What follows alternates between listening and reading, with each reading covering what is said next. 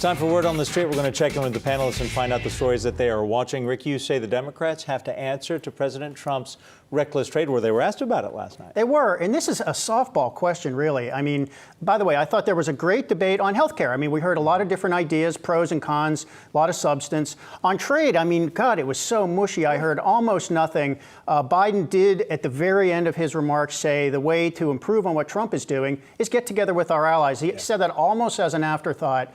They went through all the other candidates, and really all you heard was, oh, we need to have better trade deals, we need to have labor. And a lot of them said they'd keep the tariffs. I mean, that's they wouldn't. Or they were wishy-washy on it. The right answer here is, first of all, you never go after China alone. You get all your allies together, which means you don't attack your allies on the same issue the way Trump has done. Next, you go to the World Trade Organization. You try to reform the WTO because that's where China is really getting away with murder. The WTO is basically sanctioning all of these trade abuses, and that's where you really need to do it. This is a boring answer, but it's not a complicated answer. And if they would just have half of a trade advisor on their campaign, they could do a lot better and highlight where Trump's really vulnerable on. Okay, I'm going to turn to Anthony. Got a rebuttal? No, can I add one thing? Yes. Because in addition to collectively bargaining, where the Europeans had the same grievance with the Chinese, you could have rate-stepped the tariffs. You could have said, okay, we're going to trade parity. We're going to do 2% a quarter for 11 quarters. You would have given business leaders around the world, large and small, a time to adjust their supply chain. Instead, because of the narcissism, I got to own the whole thing myself. We did Trump tariff roulette. We start spinning the wheel. We're rolling the ball. 1 minute we're putting on tariffs. 1 minute taking off tariffs. Now we're going to adjust the tariffs. Today's the date. No, tomorrow's the date. That's not going to happen. This is not going to happen. And you crushed, Rick, industrial investment capital in the country. Look at the first and second quarter numbers. They're almost zero. And we have a manufacturing recession. Because of Trump tariff roulette. So the ISM numbers are terrible. Okay, so he's going to get annihilated in these swing states, which is why I'm calling on my fellow Republicans. Let's take him out, put a good relief pitcher in, okay, and let's go with the policies that work, and let's get rid of the nonsense. Same policies, less crazy, okay, So, or a lot of the same. So here's the question then: what does the path to 2020 look like? How is he going to be the nominee? If not, what does this look like? Map it out for us. If he's the nominee, Senator McConnell and Donald Trump are Thelma and Louise driving the GOP off the cliff if he's the nominee. And then we have to rebuild the GOP after that. And is it? If he's not the nominee, then I think we have a competitive fight. How would he not be the nominee? Map that out for us. Well, I think he's in physical and mental decline. That doesn't mean he's going to quit, though. I didn't say he's going to quit. I think you have to go to him. I think it's going to be a coup? I think no, not a coup. A coup in the party, I mean. Senator, the party Senator McConnell has to go to him and say, okay, look, it's not working. You're obviously, something's wrong here. They're moving to impeach you. I'm going to line up 20 extra votes to get you out of here. So here's what you got to do. You got to leave. Okay, you don't have to resign right now, but just finish the term and say you made America great. Okay, but you're not running again like Lyndon Johnson said in 1968. So you? I say no. I mean, it's very intriguing. I say it's not going to happen. You can't go through 5 or 6 more weeks of this nonsense in full-blown deceleration over the next 6 to 9 months. Why would Mitch McConnell do what you've outlined for 3 reasons. Number one, it's the right thing to do. Number two, the egg is cracking, and he's a very smart politician. He knows he's going to need help to win in Kentucky. He knows he's going to need a strong Republican nominee. The guy spent $1 gajillion. He's jammed stuck at 38%. He's getting annihilated in the swing states. New Hampshire, he's down 26%. That's not a typo. He's crushed the farmers. He's crushed the industrial area of the country. And he acts like a bully, and suburban white women are turned off by him. He has a 36% approval rating with those people now, down from 52% in 2016. And so you're going to go to him and say, okay, look, it's not working. There's something obviously wrong with you. And the tweeting and the lying and the Sharpie and all this other stuff that he's doing, okay. Now, why would that work, before me. Why would that work? Why would it work? So why would Trump say, okay, sure? No, then they'll vote for impeachment.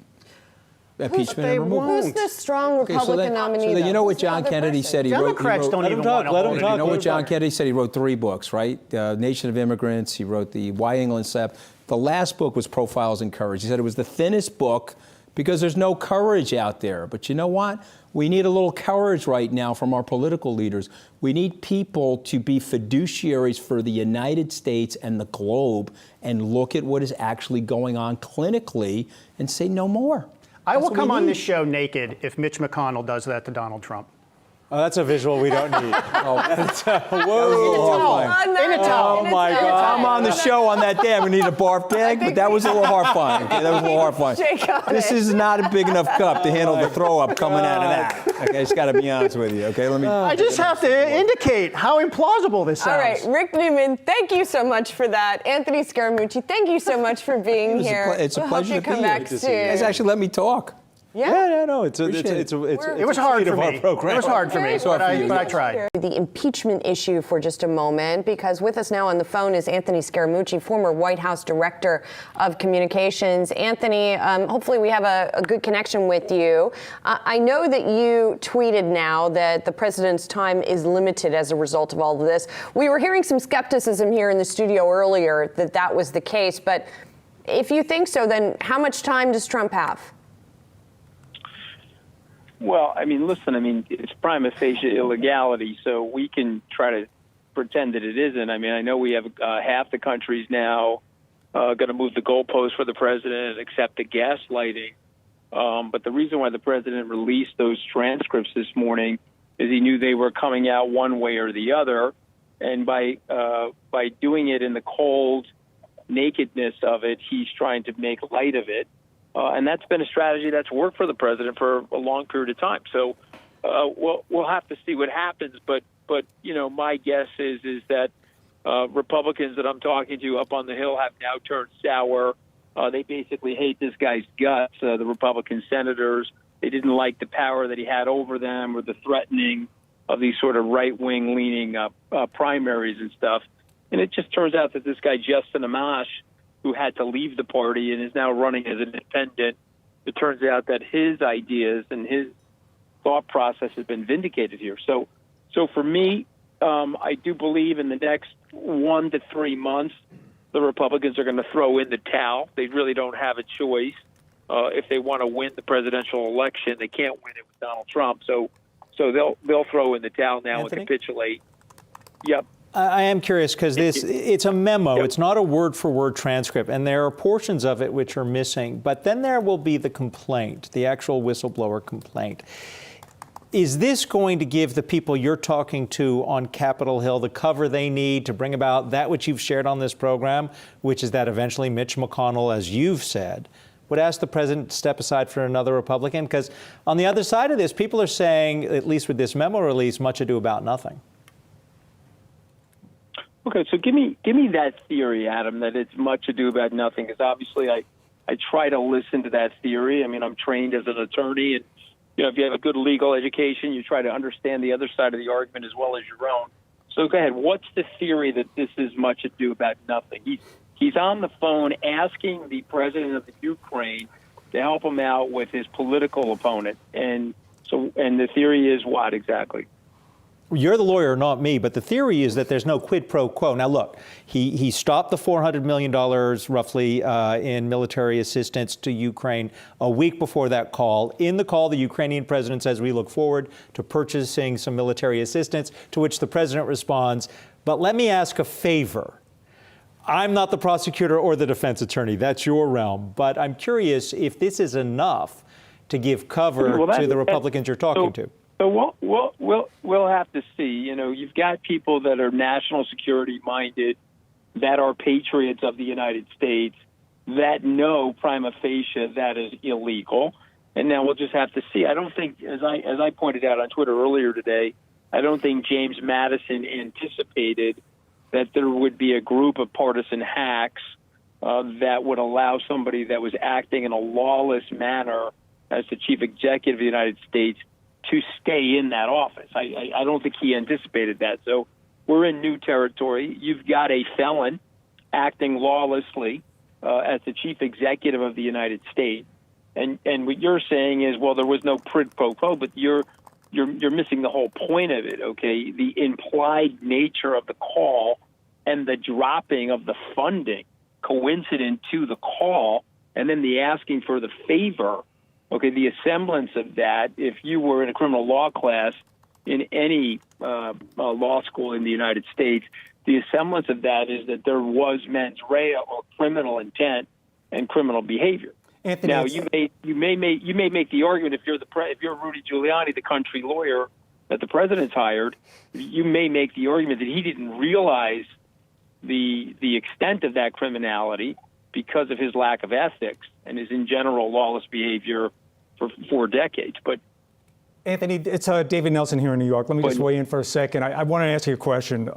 Look, you've been inside the room. You're on the cutting edge of American politics. I've watched your career throughout my career. And I would ask you the following question. You know, given what you've seen, and given what you've seen over the last couple of years, you've done a 180-degree turn on the president. You certainly was a champion a year or so ago. What do you say to the American people, the 63 million Americans who voted for them? Where do they turn now? Is there anybody on the other side of the aisle that they can turn to if it's not him? So when you say I did a 180-degree turn on the president, you know, this is a finance show. So let's talk as entrepreneurs and people that are in entrepreneurial finance. You hire somebody for a job. You think they have the qualifications for the job. They've made certain allegations and promises for the job. You now have 3 years of data. The person's not capable of doing the job. So I'm not a politician. I'm an entrepreneur. You look at the data. You say, okay, this person cannot do this job. The person needs to be fired and replaced for the job. So Anthony, it's not a 180-degree turn. It's an evaluation of somebody's performance. I'm not condemning your evaluation, Anthony. I'm asking, what do you say to the American people? Where do they turn? Do they have a choice? Who's the better person for the job? Very simple. It's what I said to you guys last week. You got to get Mitch McConnell to say, okay, enough is enough. You got to stand down. You made America great. You got to go to Mar-a-Lago. You probably can't get back here to New York because he's probably the most hated person in the state of New York. So you send him to Mar-a-Lago. And then you've got to get a group of Republicans that were running in 2024 to run in 2020 in a fair primary process. And one of those people will emerge and compete against whoever the Democratic candidate. And so, and that's what you got to do. And that I'm a Republican. And so my hope is that we can get somebody who would have had standing in 2024 to run now. And then I think there's a viable and fair fight between the Democrats and the Republicans. You can't have a lawless felon running the United States. Okay, we're in a full-blown crisis of our democracy. It's a constitutional crisis, and it's now a fight for the American democracy. So again, you guys can look at it any way you want. That's my interpretation of it based on the facts, and I'm ready for the fight. And so, you know, here we are now, and I believe, based on the conversation that I'm having, as I intimated to Adam over the weekend, there are many Republicans now that are fed up with the nonsense that's going on in the White House. And we saw that with at least the Senate voting unanimously. It was the Republicans behind the effort to get the release of the whistleblower complaint. Anthony, last word on this. What's the next thing you expect to happen, and how? What's the timeline? So the White House is going to dig in. Okay, and the Senate is going to capitulate, and I think that's a 1 to 3 month time frame. I think that we're trying to make light of the whistleblower, and there's nutcases on Fox News that are alleging that it's a partisan whistleblower. This was a whistleblower nominated by the President of the United States. These people take their jobs very, very seriously, and I think when you see the color and the texture of what the whistleblower is going to say, I think it's going to be rank criminality, and anybody that wants to look their children and their grandchildren in the face that's an elected official on the Republican side will say, hey, I'm sorry. I did try to protect this guy. I tried to defend him. I wanted to be loyal to him, but he's a criminal, and a result of which I can't do that. And that's very similar to what Howard Baker had to do in the 1970s with Richard Nixon. So that's what I think is going to happen. I said that at the beginning of August. I'm maintaining that now towards the end of September. And this guy will not be the nominee for the Republican Party come next November. Half of voters want President Trump impeached and removed from office. That's according to a new Fox News poll. 6 in 10 also believe the president did ask foreign leaders to investigate political opponents. President Trump tweeting this morning, quote, all-time high for stock market, and all the fake news wants to talk about is the impeachment hoax. Joining us now is former White House Communications Director Anthony Scaramucci. It's good to have you back here. It's great to be back. You predicted accurately that things would heat up for the president last time you were here, but you also predicted that at some point Republican leadership would go to him and he would resign. Can you update us on where you stand on that? So unfortunately, I got that part of it wrong. I was counting on levels of valor and patriotism from my fellow Republicans, so we didn't necessarily get that yet. And so unfortunately now it's going to be the millstone of approval ratings and polling data for the president. And so he's had a terrible month. I mean, he went from 43% of that Fox poll to 49 in terms of people that want him impeached and removed from office. I mean, sorry, that's the aggregate. He was 52 on the Fox poll, down to 49. But the other two polls, MSNBC, NBC, Wall Street Journal, they're all at around 49%. So listen, we're going to get that up, and I predict that's now going to have to go to 60.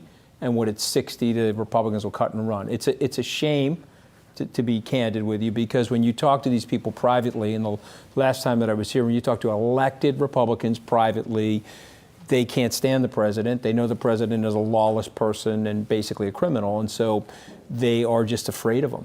And so unfortunately, political expediency is ruling the roost as opposed to patriotism. And that's a sad part of where we are in the state of affairs in the United States right now. So my prediction now is we're going to get that number from 49 to 60, and basically you're delayering levels of a cult right now. And so that's what's basically happening. A lot of people are locked in and fortified. The president tries to shame people. He'll bully people. Remember, you have to be 100% loyal to him, like he's David Koresh or Jim Jones from the Jonestown Kool-Aid Punch. If you're not 100% loyal to him, he flips out. Your former colleague and my friend Ed Henry, I mean, he bashed him 19 times on Twitter that one weekend when he asked that benign question to Mark Levin. So that's where we are right now, and so this will eventually happen. There's no way this guy's going to make it. You probably saw the Jared Kushner information related to Khashoggi and the journalist. There's more stuff coming out. Over the next 3 weeks, there'll be a waterfall of illegality and lack of fitness to serve issues hitting the president. And something else we've talked about is who could be a viable alternative. Because the other reason it seems that Republicans have stood by the president is because he supports their agenda, right? They have stuff they want to get done, and so they've held their noses, it seems, over a lot of these alleged misdeeds to get that agenda through. So if he's not going to be the one to get the agenda through, doesn't there have to be a viable alternative? Well, I mean, that unfortunately, when we were talking back in August and September, had the Republicans moved, I mean, they got the goods. They know forget about the transcript percent. We're talking about legitimate, honorable Americans that have actually, under oath, testified before the Congress. Mm-hmm. They have the goods on the rank illegality and the lawlessness. And so they could have moved. They could have said, okay, listen, it's not going to work for you. We're going to pinch 20 senators and we're going to blow you out of here. The stink of the president would have lasted a little while, but not that long. I mean, they're overestimating his power of intimidation, and they're underestimating how good they could be post his departure. You brought up the transcripts. The first ones have just been released, although we don't have the headlines that are coming out of them. But let me ask you this, because we always introduce you as the former White House communications person, but you're also a highly respected investor. And we're watching these markets, and the president tweeted about this earlier. Well, we're at record highs. So as we go to, forward into 2020, doesn't this kind of give the president the kind of cachet to keep going forward? Okay, so again, I'm running $11 billion. I've been a market participant for 31 years. You're at all-time highs for a number of different factors, but the major factor is the Federal Reserve. The Federal Reserve has lowered rates 3 times. They're in the process of purchasing assets, and so that is a levitating effect on the market. $360 billion. But what we have to be worried about when you look forward into 2020 is an earnings recession. There's only so much that you can peel from the current earnings environment in terms of share repurchase and dividend increases and things like that. And so if you're telling me that we're going to get another layer of multiple expansion and the market's going to go up another 25%, so you're going to move multiples from 18 times forward multiples to 20 to 20 and a half times forward multiples, that is possible because, anything can happen in our markets. But what also has been happening over the last year, Adam, is you've had unbelievable market volatility. You saw the market go from November 15th of last year to December 31st, down 14 and a quarter. It zigged back up 17 and went down 6.5 in May. The market's moving like Donald Trump's signature. And so real market participants know that there's a liquidity crisis in the market. There's a lack of principal capital. The Volcker rule pulled out about $450 billion of principal. And so you have a lot of algorithmic traders. And yes, the market is trading up. The volume is not terrific if you look at the volume where the market's trading up. But yes, the economy's doing well. And I predict that you won't have a recession going into next year. So this won't be a market judgment. This will be, is somebody in the United States above the law? If Donald Trump is above the law, now, the court ruling today already said on the tax returns, no, the president's not above the law. Yes, okay, Brian has a question. Who deserves most of the credit here for this rally? Is it President Trump or is it the Federal Reserve? I mean, just playing on the other side of this, President Trump is overseeing record low unemployment. No, listen, I'm an objective guy. What I will give the president credit for, the reason why the unemployment is so low is that he cut the illegal immigration at the border by 85%. I don't like the way he did it. I don't like the separation of the women and the children, putting the children in the cages. I think that was ridiculous. But he did cut the illegal immigration. And so what ended up happening is he tightened the labor market, took all the slack out of the labor market. It's the main reason why the bottom 10% of the wage earners experienced a 5.4% wage increase. I want to give the president credit on that. The president also delayered, from a regulatory perspective, a lot of the regulation in the industries. Give him credit for that. He's taking down aspects of the administrative state. Give him credit for that. He's botched the trade deal. The investment capital numbers have been negligible for the last 3 quarters. That'll eventually show up in the economy because what we recommended to him was that he ratcheted up 2% a quarter for 10 quarters. He could have gotten to trade parity with the Chinese, and he could have done it without a disruption in the supply chain for everybody. He would have prepared business leaders, large and small, for the anticipatory tariffs. He didn't do it that way. And so yeah, there's a mixed bag, but he certainly does deserve credit for where we are unemployment-wise. This is not about that. This is he above the law or is he not above the law? If you want to say, let me hold my nose, we're going to accept somebody that's supposedly above the law because the economy is going well, we can do that.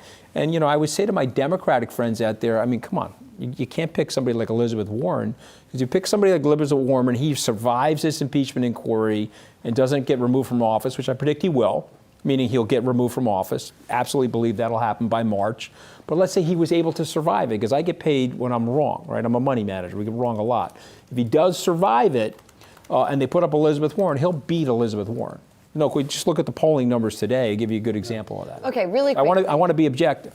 Really quickly, there's so much to dig into there, but I want to ask you about the Political Action Committee that you're reportedly starting, as of January. Give us some details on that, and what exactly how are you going to deploy that money? I put the paperwork together. I'm in the process of raising the assets, so I'll make an announcement early January, number of assets that we've raised and where we're going to target the thing. I've been visiting 2 swing states a week for the last 10 weeks. I was in Ohio and Michigan. I was in Saudi Arabia last week, but the week prior to that, I'm heading to Florida tomorrow afternoon. And so I'm going to do 2 swing states a week. There's 11 swing states, and we're going to specifically target primarily suburban voters to explain what the president's doing actually to their children. Okay, you can't have somebody that's lawless at the top of the food chain who's supposed to be the #1 law enforcement official in the United States. And so there's many, many layers. I mean, the bullying is one layer, the cult-like behavior, the repetitive lying, all of this sort of stuff. I think suburban women in particular, they don't really like it very much. If you suppress that vote, he loses the election. And so for me, it's a very targeted and very surgical thing that I'm doing. Gotcha. Hey investors, Zach Guzman here. Are you interested in learning more about the markets and getting the latest financial news? Well, then click right here to subscribe to our Yahoo Finance YouTube channel. Get the latest up-to-the-minute market analysis, big interviews in the world of finance, and information on how to manage your money every day wherever you are.